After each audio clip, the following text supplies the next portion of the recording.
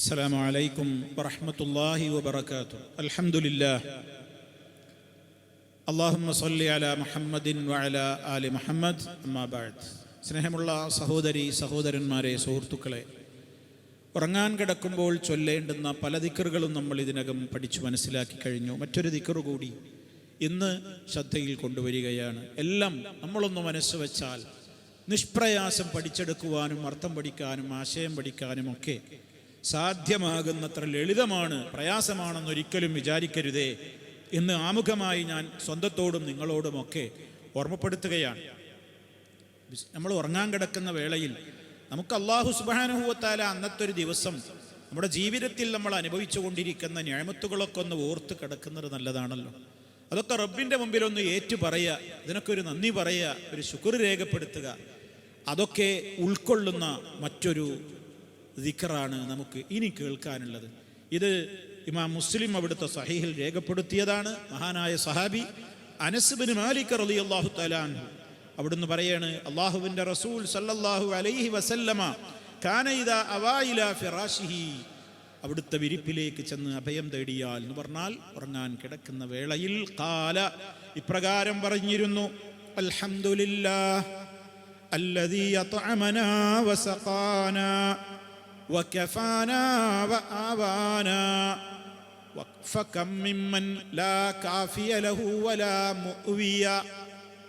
ഇത് ഇമാം മുസ്ലിം റിപ്പോർട്ട് ചെയ്ത ഹദീസാണ്. എന്താണ് അതിൻ്റെ പൊരുൾ, എന്താ അതിൻ്റെ ആശയം? അൽഹംദുലില്ലാഹ്, അല്ലാഹുവിനാകുന്നു സർവസ്തുതികളും. റബ്ബിനെ സ്തുതിക്കുകയാണ്. റബ്ബേ, നിനക്കാണ് സർവസ്തുതിയും, എന്തൊക്കെയാ നീ എനിക്ക് ചെയ്തു തന്നത്. അവിടെ പ്രത്യേകം ഓർക്കുന്നത് എന്തൊക്കെയാണ്? അല്ലദീ, എങ്ങനത്തെ അല്ലാഹുവാണ്, എങ്ങനത്തെ അല്ലാഹുവാണ്, അല്ലദീ അത്അമനാ, ഞങ്ങളെ ഭക്ഷിപ്പിച്ചവനാണവൻ, ഞങ്ങൾക്ക് ഭക്ഷണം തരുന്നവനാണവൻ, ഞങ്ങളെ ഭക്ഷിപ്പിച്ചവനാണവൻ.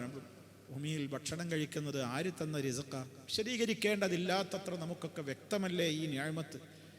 ഞങ്ങളെ ഭക്ഷിപ്പിക്കുന്നവനാണവൻ. വസഖാന, ഞങ്ങളെ കുടിപ്പിച്ചവനാണവൻ. വെള്ളം കുടിക്കുക, ഭക്ഷണം കഴിക്കുക ഒക്കെ റബ്ബ് തരുന്ന വലിയ തൗഫീഖാണ്. പിന്നെ സർവസ്തുതിയും പറയണം.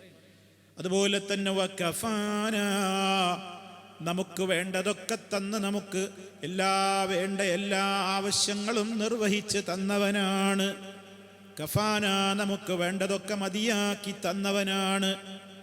നമുക്ക് വേണ്ടാത്ത, നമുക്ക് ബുദ്ധിമുട്ടുണ്ടാകുന്ന ദ്രോഹങ്ങളിൽ നിന്നൊക്കെ നമ്മളെ സംരക്ഷിച്ച്, അതുപോലെ തന്നെ നമ്മുടെ മനസ്സിന് ടെൻഷൻ ഉണ്ടാക്കുന്ന പ്രയാസങ്ങളിൽ നിന്നൊക്കെ നമുക്ക് കാവൽ നൽകിയിട്ടും എല്ലാ അർത്ഥത്തിലും നമുക്ക് വേണ്ടതെല്ലാം തന്ന് വേണ്ട വിധത്തിൽ നമ്മെ എല്ലാ അർത്ഥത്തിലും മതിയായ നിലക്ക് നമുക്ക് വേണ്ടതൊക്കെ നൽകുന്നവനാണ് അല്ലാഹു.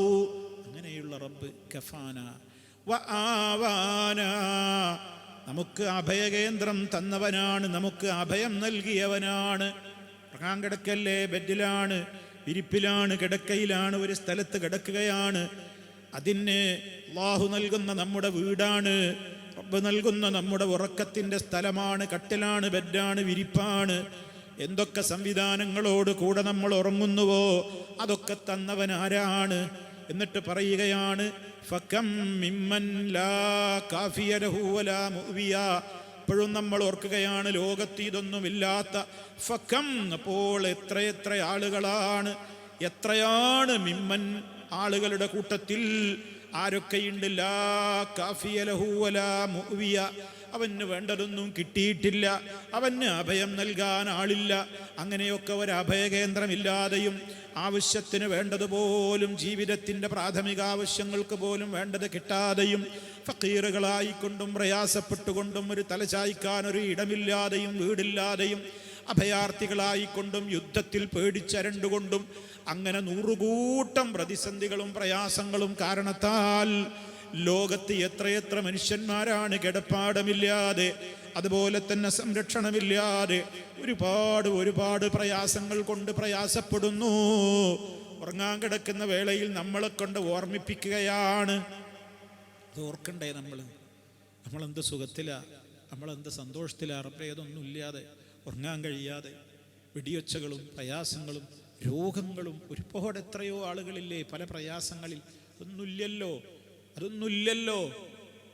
അപ്പം അതൊന്നുമില്ലാത്ത എത്രയെത്ര ആളുകളാ ലോകത്തുള്ളത്. അതിനിടയിൽ എനിക്ക് ഭക്ഷണം നൽകിയ, എനിക്ക് വെള്ളം നൽകിയ, എനിക്ക് വേണ്ടതൊക്കെ നൽകി, എനിക്ക് മതിയാവോളം തന്ന, എനിക്ക് അഭയം നൽകിയ, എനിക്ക് വീടൊരുക്കിയ, എനിക്ക് കിടപ്പറയൊരുക്കിയ അള്ളാഹുവിനെ ആകുന്നു സർവസ്തുതികളും. ആലോചിച്ച് നോക്കണം. അപ്പം ഇതൊന്നും ഇല്ലാത്തന്ന്, നമ്മൾ ഭക്ഷണം കഴിക്കാത്തന്നത് പറയണോ? പ്രയാസപ്പെടുന്നതാണ്, നമ്മൾ ഉറങ്ങാൻ കിടക്കണല്ലോ, അപ്പം അത് പറയണോ? ആലോചിച്ച് നോക്കൂ സഹോദരങ്ങളെ. വാസ്തവത്തിൽ നമ്മൾ വലിയ ഭക്ഷണം, വെള്ളം, സംവിധാനങ്ങൾ എന്നൊക്കെ പറയുമ്പോൾ നമ്മളെ കണക്കൂട്ടൽ എന്താ? നമ്മൾ വലിയതാ ചിന്തിക്കുന്നത്. എപ്പോഴും മുകളിലേക്കാണല്ലോ നമ്മളെ നോട്ടം. താഴേക്കിടയിലേക്ക് നോക്ക്. ഇത് പഠിപ്പിച്ച മഹാനായ നബി സല്ലല്ലാഹു അലൈഹി വസല്ലമ അവിടുത്തെ വീട്ടിൽ 2-3 മാസക്കാലത്തോളം അടുപ്പിൽ തീ പുകയ ഉയരാറില്ലായിരുന്നു. കാരണം അടുപ്പിൽ വെച്ച് പാചകം ചെയ്ത് തീ കത്തിച്ച് പാചകം ചെയ്യാൻ മാത്രം അവിടെ പാചക വസ്തുക്കളില്ല, ഭക്ഷണങ്ങളില്ല.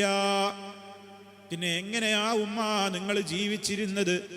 ആ ദാരിദ്ര്യത്തെ നമ്മോട് പഠിപ്പിച്ചു തരുന്ന നമ്മുടെ ഉമ്മമാര് അവർ പറയുകയാണ്, എങ്ങനെയായിരുന്നു പിന്നെ ആ വീട്ടിലെ താമസം? അല്പം കാരക്കയും അഥവാ ഈത്തപ്പഴവും അല്പം വെള്ളവും മാത്രം കുടിച്ചുകൊണ്ട് മാസങ്ങൾ കഴിഞ്ഞപ്പോഴും സല്ലല്ലാഹു അലൈഹി വസല്ലമ ഉറങ്ങാൻ കിടക്കുമ്പോൾ ഇത് പറഞ്ഞില്ലേ? അതുപോലെ തന്നെ അവിടുന്ന് കിടന്നിരുന്ന കിടപ്പ് സ്ഥാനം എങ്ങനെയായിരുന്നു? എന്തായിരുന്നു അവിടുത്തെ ബെഡ്റൂം എന്ന് പറയുന്നത്? അവിടുത്തെ ബെഡ് എങ്ങനെയായിരുന്നു?